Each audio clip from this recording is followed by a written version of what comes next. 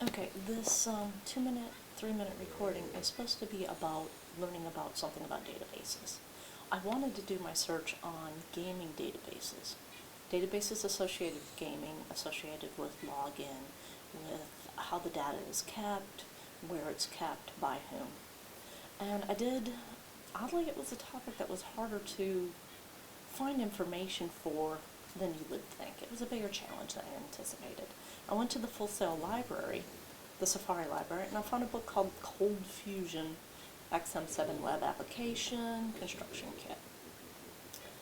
And I went to a chapter called Various Types of Database Applications, and none of them really actually led me to specific gaming databases. It talked about computers and linked databases. I did learn a big point about databases, the fact that most databases do exactly the same thing off in the beginning. They query, they keep track of information, they have tables, columns. But what really, the big point about the databases I learned was you'll pay the price for the extra performance, for the features, for the security, the availability, the scalability. But back to gaming databases. I did a more standard search for gaming databases and actually found a couple of interesting things. Games use different databases for different purposes. If you look at the game World of Warcraft, it runs on Oracle RDBMS, simply called Oracle Database.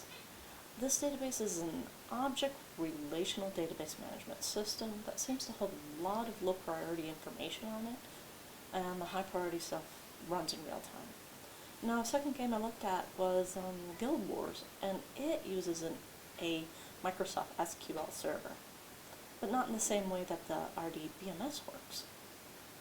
Now that led me further into another thing called the WoW, a database that keeps gaming information, but it doesn't seem to be for any specific large game. Maybe they have large games on there, but this place seemed to be for smaller games, individuals, large groups of data. Now I did further research, and I found that a lot of individuals will use something called the JSON, J-S-O-N, standing for JavaScript Object Notation.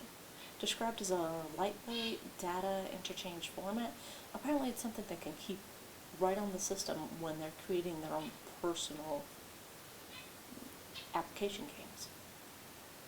Ultimately, what this search has shown me is that there's a multitude of databases out there. The games that use them are pretty widely spread, and they use them for a specific purpose, and on many different levels. And depending on what you need, how much money you have, you'll choose your database that way.